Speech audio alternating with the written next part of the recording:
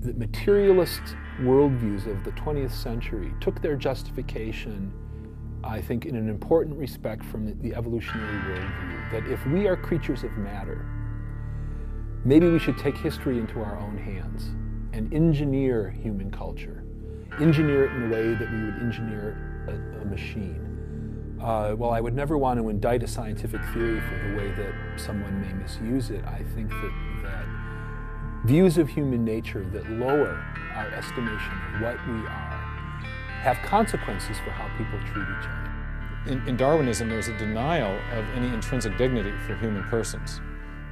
We are the result of undirected natural processes that did not have us in mind. We're the result of a purposeless material process. There is no, we're not intended, there's no meaning to human life.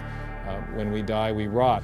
So one of the first things that goes out the window with Darwinism is the idea of an intrinsic dignity to human persons.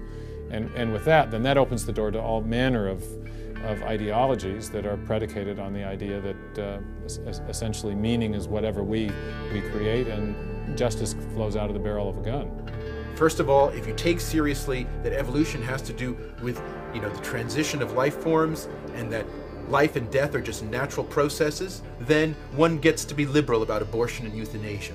All of those kinds of ideas seem to me follow very naturally from a Darwinian perspective. A deprivileging of human beings, basically. And I think that people who want to endorse Darwinism have to sort of take this kind of viewpoint very seriously. Physicians who are aware of the history of 20th century American medicine harbor some bad feelings towards Darwinism because of eugenics.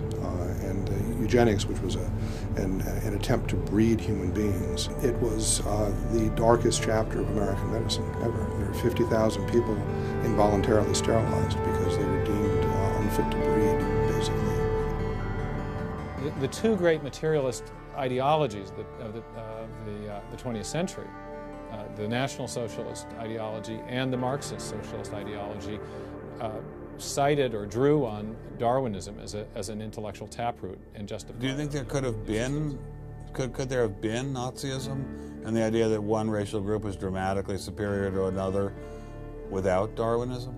I don't know, that's hard to say, but I think it would have been much more difficult because, of course, Hitler did specifically justify his ideas by reference to a Darwinian rationale. Heute müssen wir selbst Musterung halten und abstoßen, was sich als schlecht erwiesen hat. Und deshalb...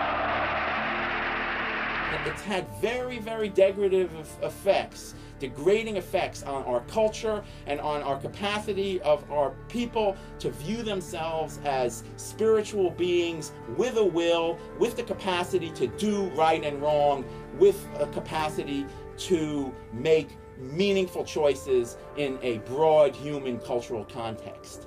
All of that gets undermined and demeaned when we say that electrical activity going on inside your cranium is the only causative factor in everything that happens in the universe. What's going to happen if this doesn't change?